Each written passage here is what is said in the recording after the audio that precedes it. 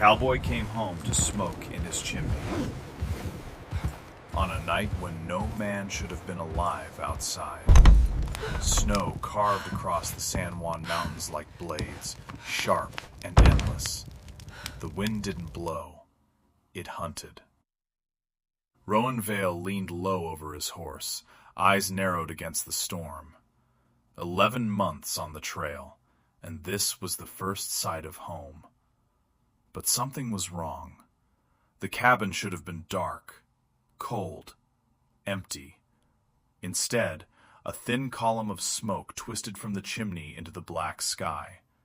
Rowan slowed his horse. Every instinct in his body sharpened at once. Someone was inside. His hand dropped the revolver at his hip. Not rushed, not panicked, just ready. He dismounted without a sound, boots sinking into fresh snow. The storm swallowed everything behind him. No tracks, no voices, just that smoke, and the faint glow of firelight bleeding through his window. Damn. He stepped onto the porch. Wood creaked under his weight. The door wasn't locked. Rowan pushed it open hard. Don't move! Inside, 2 women froze beside his fire.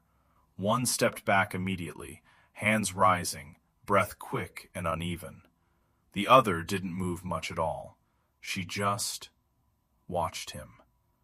Their clothes were soaked through, torn at the edges, snow melting into dark stains across the wooden floor. They didn't look like thieves. They looked like they had outrun something. "Please," the first one said, voice trembling but fast, alive. "We weren't stealing. We just needed warmth." Rowan didn't lower the gun. "Who are you?" The lively one stepped forward slightly. "My name is Tessa, and this is Nara." Rowan's eyes shifted. Nara stood half in shadow, still, silent. Her gaze met his without fear, without apology. That was what unsettled him. Not desperation, not pleading, just certainty. "We saw the cabin," Tessa continued quickly. "The storm came faster than we thought. We would have frozen out there." Rowan glanced toward the window. She wasn't wrong. No one survived a night like this in the open. Still, his jaw tightened. You break into a man's home.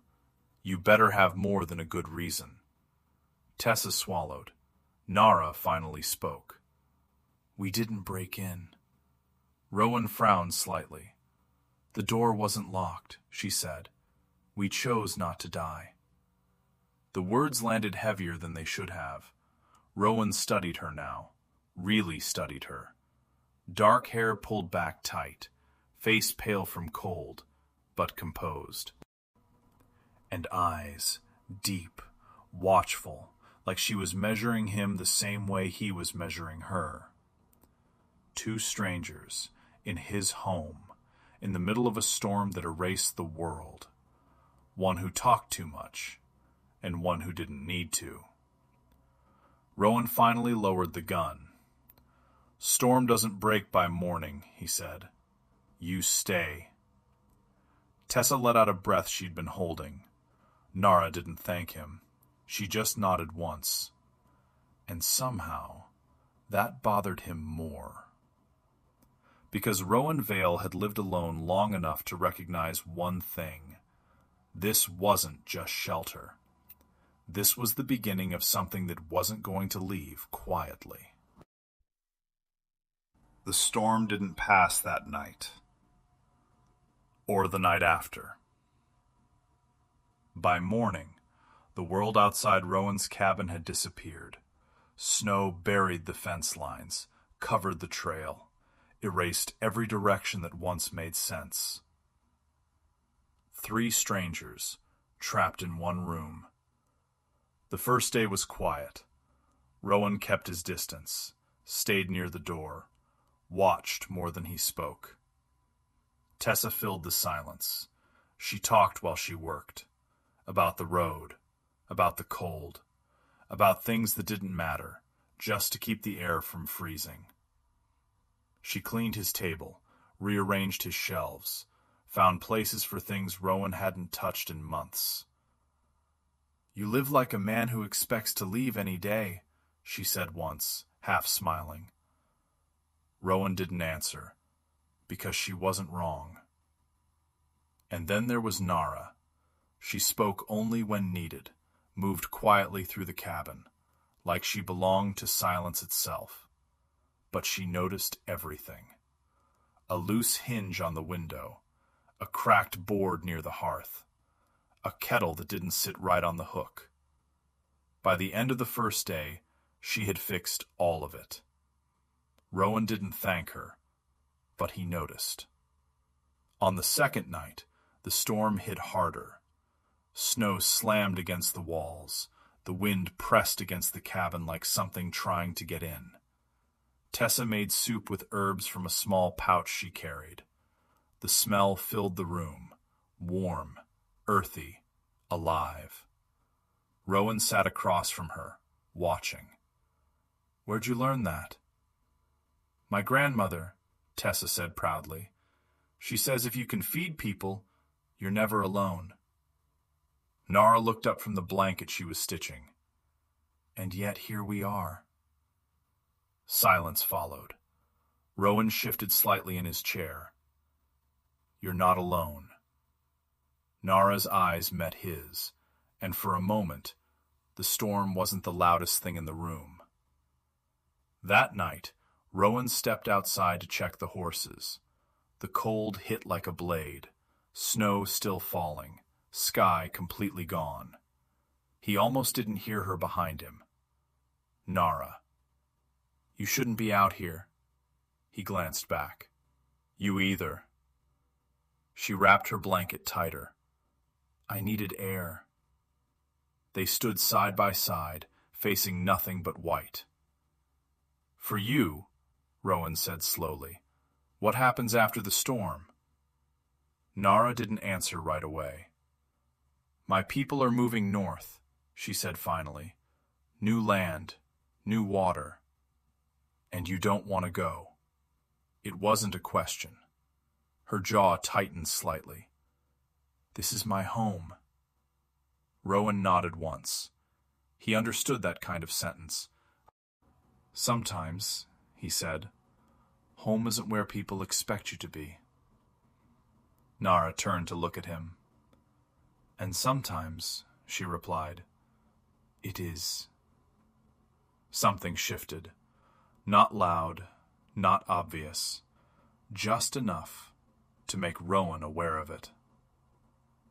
On the third night, Tessa fell asleep early, curled near the fire, her breathing steady. Rowan and Nara stayed awake. No words at first, just the sound of the fire, the storm dying slowly outside. "You watch everything," Rowan said quietly. Nara didn't deny it. "You don't," she replied. He let out a dry breath. "I watch what matters." Her eyes held his. "And what matters?" Rowan hesitated. That was new. He didn't answer, because for the first time in a long time, he wasn't sure anymore. By the fourth morning, the storm was breaking. Sunlight pushed through the clouds, turning the snow into something almost peaceful. Tessa ran outside first, laughing. Rowan stood in the doorway. And Nara stood beside him. Neither of them moved, because they both knew, once the storm ended, everything else would begin. The storm ended quietly. Too quietly. The kind of silence that doesn't feel like peace, just the pause before something arrives. Rowan saw them first, 3 riders cutting across the White Valley. Not lost, not wandering. They were coming straight for the cabin. Tessa stopped laughing. Nara went still. "They found us." Rowan's jaw tightened. "Who?" Nara didn't look away from the riders. My people. The air shifted. This wasn't over. The riders reached the edge of the yard. They didn't rush, didn't shout. They stopped and waited. The oldest among them dismounted slowly. His hair was gray, his face carved by years and weather, but his eyes sharp, unyielding. Nara. The name carried weight, not anger, not relief. Something heavier. Expectation. Nara stepped forward. Her voice dropped. Elder Kaito. Tessa moved beside her. We didn't run. A second rider snorted quietly. You left in the night, he said. That has a name.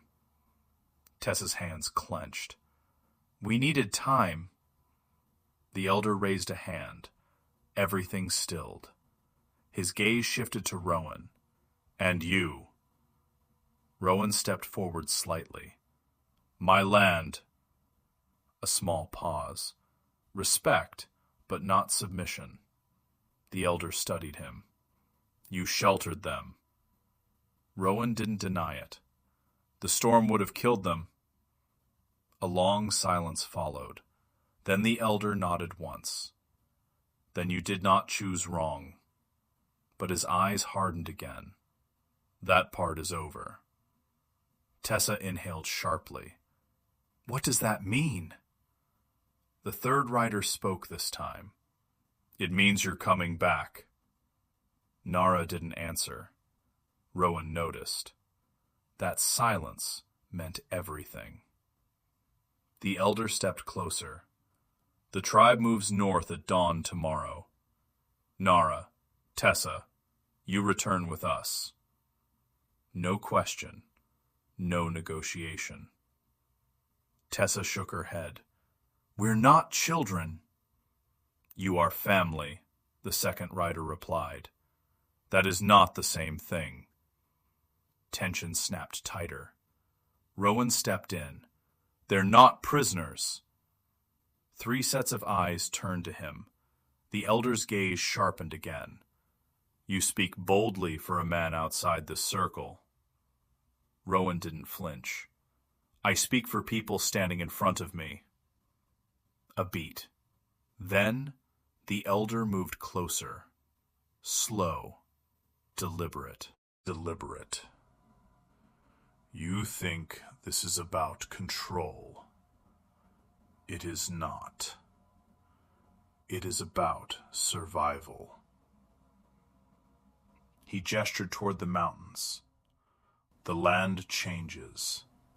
The world changes. People alone do not last. His eyes returned to Nara. Your grandmother has not slept. Tessa's expression broke slightly. And your mother, he added, looking at her, cries each night. That landed. Hard. Nara's shoulders lowered just slightly. Rowan saw it. The pull. Not fear. Not obedience. Something deeper. Belonging. The elder stepped back. We return at noon tomorrow. You will be ready. And you will come. A pause. Then softer. If you do not. His eyes held Nara's. You walk away from more than land. The 3 riders mounted again. Snow shifted beneath their horses. They turned and rode away. Silence swallowed the yard. Tessa was the first to speak. They can't force us. Nara didn't answer. Rowan looked at her. Can they? Nara finally turned. Her eyes weren't calm anymore. They don't have to. Rowan felt something tighten in his chest. because for the first time, he understood the truth. This wasn't about staying or leaving. It was about choosing which part of yourself you could live without. And no matter what she chose, something was going to be lost. That night, no one slept.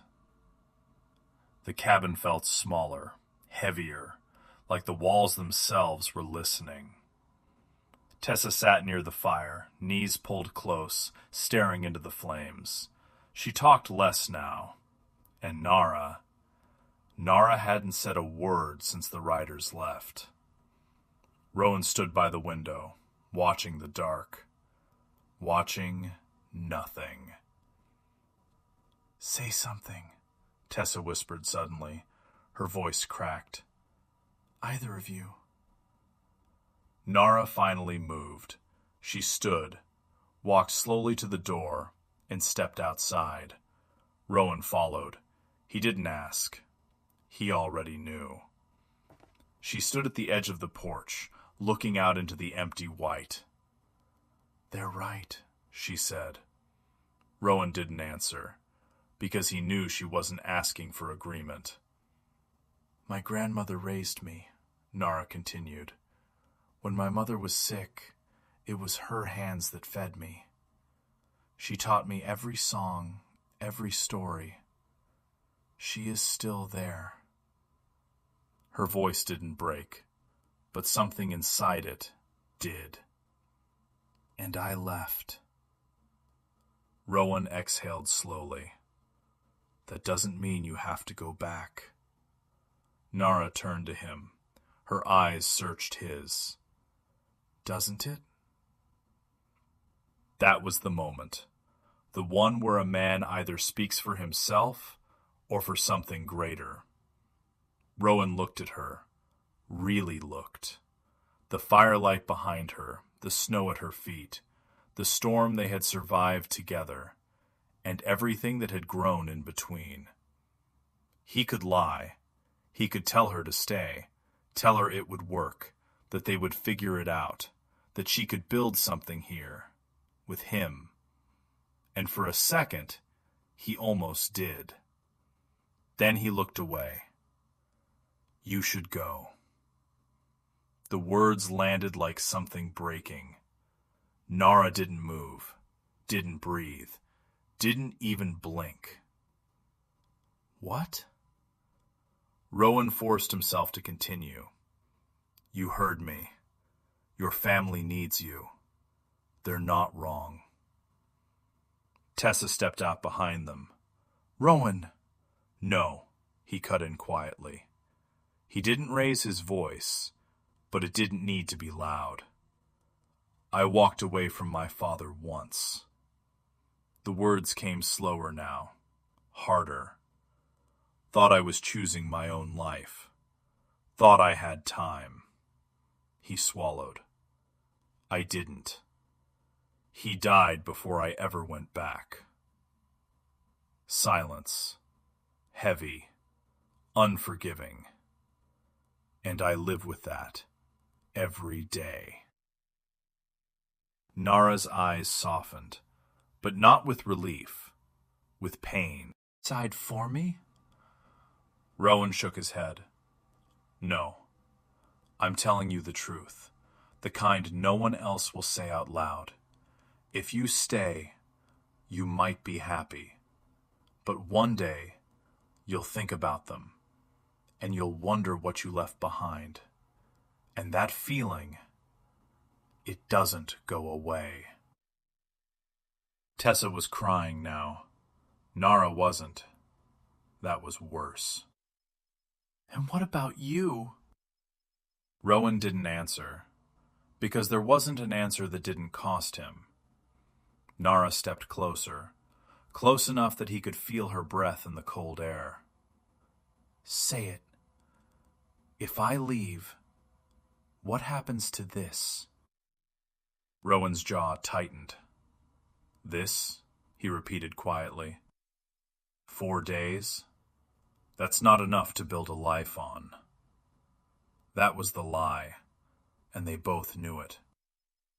Nara stepped back, just once, but it felt like distance. Then we leave tomorrow. No anger, no tears, just decision.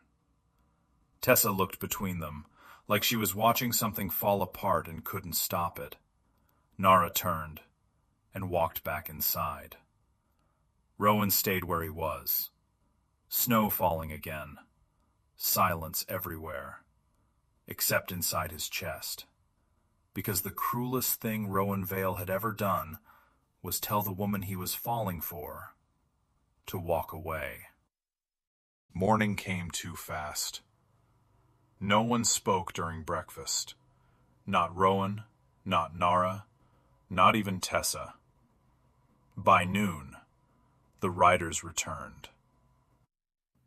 They didn't need to ask. Nara stepped forward before they even stopped.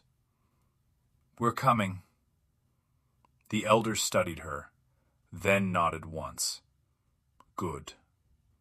Rowan didn't move, didn't say goodbye, because if he did, he wouldn't let her go. The journey north was silent, 6 riders crossing endless white. No storm this time, just distance, stretching wider with every step. They reached the camp on the 3rd day. People rushed forward, hands reaching, voices calling, relief everywhere. Nara disappeared into it. An old woman pushed through the crowd, her hair white, her steps unsteady, but her eyes sharp, alive. "My girl." Nara ran to her. They held each other like something long broken had been restored. Rowan stood back, watching, knowing this was right, and knowing it still hurt. That night, the camp celebrated. Music, voices, life. Rowan sat at the edge of it all, not part of it, not anymore. "Cowboy." The elder sat beside him. "You leave at dawn." Rowan nodded once. "Yeah." A beat. "You did the right thing." Rowan let out a quiet breath. "Doesn't feel like it." Later, the elder led him quietly toward one of the larger tents. "Listen," he said. Inside, voices. Nara and the old woman. The elder translated softly. "Grandmother asks why she is sad when she is home." Nara's voice broke. "I am home, but my heart isn't." Rowan froze, couldn't move, couldn't breathe. "She asks where your heart is," Nara whispered. "With him." Rowan closed his eyes. Too late. He had already lost her. The grandmother spoke again, long, firm, certain. The elder smiled faintly. She says, "Family is not a cage. It is a place you can return to." Rowan's eyes opened. She says, "If you stay where your spirit is gone, you are already lost." Inside, Nara was crying. "I don't want to leave you again." The grandmother laughed softly through tears. "Then don't leave me. Visit. Return. Live." The elder touched Rowan's shoulder. "Let her come to you." That night, Rowan didn't sleep. Dawn came cold and quiet. He saddled his horse. No goodbyes. No looking back. "Rowan, wait!" He froze, turned. Nara was running, hair loose, breath uneven, eyes bright with something he hadn't seen before. Choice. "You were leaving," she said. "Easier that way," he replied. She stepped closer. "Nothing about this is easy." A beat. Then, "I told her." My grandmother. I told her everything. Rowan said nothing. He didn't trust his voice. She said I don't have to choose between love and family. She said I can have both. Rowan stepped closer, slow, careful. And what do you want? Nara's eyes didn't waver. I want you. Silence. Then, say it again, Rowan whispered. I want you. That was enough. Rowan pulled her into him, not rushed, not desperate, certain. Behind them, laughter. Tessa walked up, arms crossed. You two done making decisions without me? Rowan let out a breath. There's room. Always. Weeks later, 2 cabins stood where there had been one, smoke rising from both, light in both windows, and something else. Life. In spring, they married. Not just one world, 2 joined. Nara wore white, with the colors of her people woven through. Rowan stood beside her, not as the man who saved her, but the one who chose her. And on quiet nights, when the wind moved across the mountains again, it no longer sounded like something hunting. It sounded like something guiding them home. Because home was no longer a place they had to choose. It was something they built together.